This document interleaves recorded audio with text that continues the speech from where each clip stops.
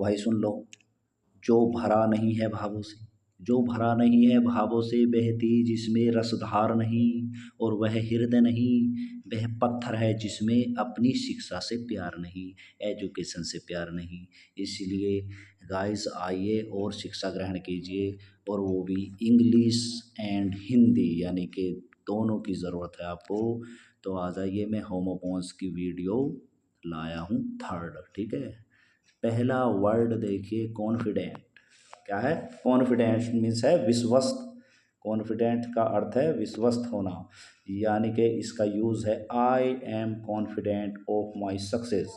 मुझे अपनी सक्सेस पर, सफलता पर क्या है, मैं विश्वस्त हूँ, यानी कि पूरा विश्वास है एक तरह से, ठीक है। तो कॉन्फिडेंट का मतलब आई am confident of my success. और इसकी जगह अगर आप कर्ता बदलते चले जाएंगे तो सेंटेंस मेकिंग प्रोसेस आपकी शुरू हो जाएगी, और स्पीकिंग भी करिए, ठीक है।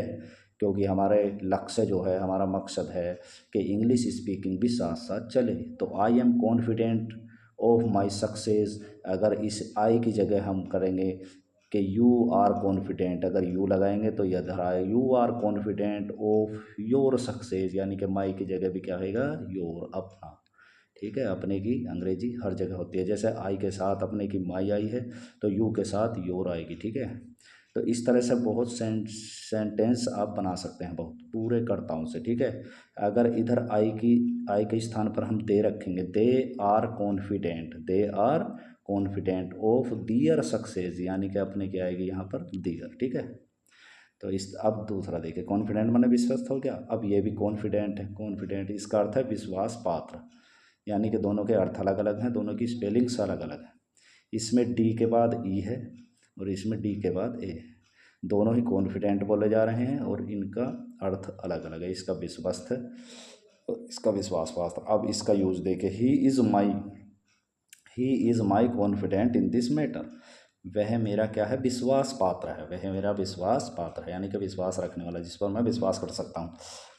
तो ही is my confident in this matter, इस मामले में या इस मामले में मेरा विश्वास पात्र वह है। तो लेकिन अब फिर वही सेंटेंस मेकिंग प्रोसेस, यानी कि स्पीकिंग का भी हमें ध्यान रखना। होमोपोन्स तो हम सीख रहे हैं, तो ही की जगह हम कर्ता बदलते जाएंगे, यानी कि ही इज़ माई कॉन्फिडेंट, तो इधर अगर सी रखेंगे, she is my confident in this matter. अगर आई रखेंगे, आई एम कॉन्फिडेंट, आई तो नहीं चलेगा, यानी कि you are my confident in this matter, ठीक है। फिर they are my confident in this matter. इस तरह से सेंटेंस मेकिंग प्रोसेस भी आपका चलता रहेगा और स्पीकिंग भी बढ़िया चलेगी, ठीक है। अब आ जाइए इस पे, डेयरी, दुग्धशाला, डेयरी कहते हैं DAIRY, और डायरी कहते हैं DIARY, ठीक है। तो इनमें स्पेलिंग, तो डेयरी मीन्स दुग्धशाला, यानी कि ऐसी शाला जिसमें दूध हो, ठीक है। जैसे पाठशाला किसे कहते हैं, जहाँ पढ़ना होता है, पाठशाला।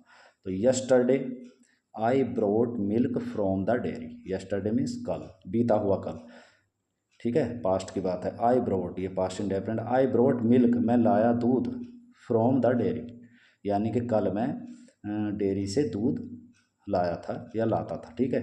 तो इसकी जगह आप सब कर्ता रख दीजिए और सेंटेंस बनाइए, ठीक है। तो आई की जगह कुछ भी रख दीजिए, आई वी रख दिए, we brought milk from the dairy, they brought milk from the dairy. और जैसे माई ब्रदर भी रख सकते, my brother brought milk from the dairy, my sister brought milk from the dairy, ठीक है। My neighbour brought milk from the dairy, तो कितने से भी आप बना सकते हैं। अब DIARY, diary, I lost my diary in the बस, आई लोस्ट मैंने खो दी है, माई डायरी, आई के साथ अपने की क्या है, माई, तो I lost my diary in the bus, मैंने अपनी डायरी, जैसे एन फ्रैंक की डायरी है नहीं, तो एन फ्रैंक लिख देंगे अगर आई की जगह, एन फ्रैंक लोस्ट, और एन फ्रैंक एक लड़की थी तो उसकी जगह आ जाएगा, यानी कि अपने की क्या आएगी, her, Anne Frank lost her diary in the bus, ठीक। तो इसी तरह से करता बदले, they lost their diary, they lost their diary in the bus, you lost your diary in the bus, ठीक है। Your mother lost, your mother है तो हर आएगा, योर मदर लोस्ट खो दी हर डायरी इन द बस, ठीक। इस तरह से आप सेंटेंस मेकिंग प्रोसेस में लगे रहेंगे, ठीक है। अब डियर आइए, डियर आप सभी जानते हैं, DEAR, डियर मीन्स प्रिय, ठीक है। तो Keshav Das is my dear friend, Keshav Das मेरा अच्छा मित्र है। तो केशव दास की जगह कुछ भी रख दीजिए, जैसे he is my dear friend, she is my dear friend, ठीक है। और they are my dear friends, ठीक है, they are my dear friends. और you are my dear friend, ठीक है। तो फिर डी डबल आर माने हिरन होता है। देखो इसका एक वचन और बहुवचन डियर ही होता है, इसमें ऐसा नहीं लगता बहुवचन में, ठीक है। तो द अंटर हैज़ किल्ड, कौन सा टेंस है, हैज़ और V3, यानी कि प्रेजेंट परफेक्ट में बहुत सारी बात बता रहा हूँ आपको, टेंस के बारे में भी और सेंटेंस बनाना भी, ठीक है, और स्पीकिंग भी, ठीक है, और होमोपॉन्स भी, ठीक है। ए डियर, तो the hunter has killed a deer, मार चुका है, शिकारी मार चुका है क्या, एक हिरन। अगर ए लगा है तो ए डियर हो गया, वरन डियर लिखते तो बहुत सारा, लेकिन इसमें डियर एक वचन और बहुवचन दोनों ही होता है। ऐसे सीप, SHEEP, सीप का भी जो है एक वचन नहीं बनता, अगर ए लिख देंगे तो ए सीप एक हो गया, वरना सीप का सीप ही रहेगा बहुवचन में, ठीक है, ऐसा नहीं लगेगा। तो डिफाई मीन्स चुनौती देना, I will not defy his order, मैं उसके आदेश को चुनौती नहीं दूंगा, यानी कि उसके आदेश का पालन करूंगा, चुनौती नहीं दूंगा। I will not defy his order, ठीक है। और अब फिर डिफाई देवता तुल्य बनाना, some people deify Gautam Buddha, कुछ लोग डिफाई करते हैं देवता तुल्य बनाते हैं किसे, गौतम बुद्ध को, तो वो तो हैं ही या नहीं, ठीक है। तो डाई मीन्स मरना होता, DIE, the patient will die soon, जल्दी मरेगा, जो है मरीज जल्दी मरेगा, यानी कि the patient will die soon, कौन सा टेंस है, फ्यूचर इंडेफिनिट, ठीक है। यहाँ पर आप कर्ता बदल दीजिए, he will die soon, she will die soon, ठीक है। I shall die soon, we shall die soon, I और वी के साथ शैल भी लगा सकते हैं, विल भी लगा सकते हैं, ठीक है।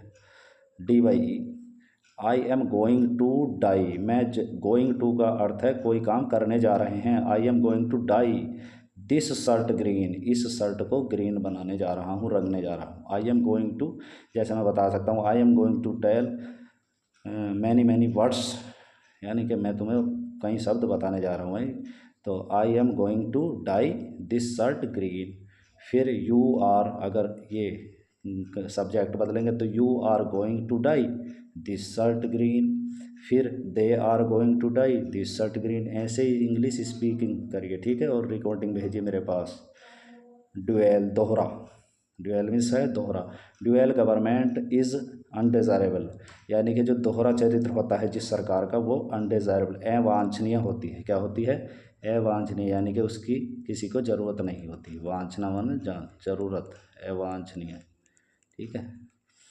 तो ड्यूएल, अब यह है दो व्यक्तियों का दंगल, ड्यूएल माने मल्ल युद्ध होता है, यानी कि खुले मैदान में दो जो योद्धा छोड़ दिए जाते हैं लड़ने के लिए, उनमें से चाहे कोई मरे या जिए, ठीक है। तो ही लॉस्ट हिज लाइफ, उसने खो दिया अपना जीवन, इन ए ड्यूएल, एक मल्ल युद्ध में, यानी कि दंगल में, ठीक है।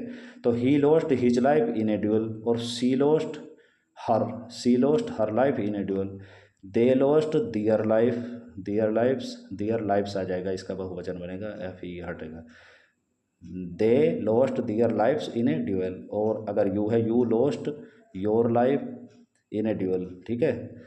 और we lost our lifes in a duel. तो इस तरह से आप सेंटेंस मेकिंग प्रोसेस भी ज़रूर रखिए याद, ठीक है। दुनिया पढ़ाती है होमोफोन्स, एंटोनियम, सिनोनिम्स, लेकिन मैंने आपको sentence making process plus speaking करने का एक तरीका बता दिया है, ठीक है। तो इसलिए ध्यान से सुनिए, समझिए और लाइक एंड शेयर कीजिए, करिए लाइक एंड शेयर। और मैं इंग्लिश स्पीकिंग प्लस इंग्लिश के वर्ड मीनिंग समझाने के लिए तैयार हूँ हेयर, ठीक। Thanks for watching video.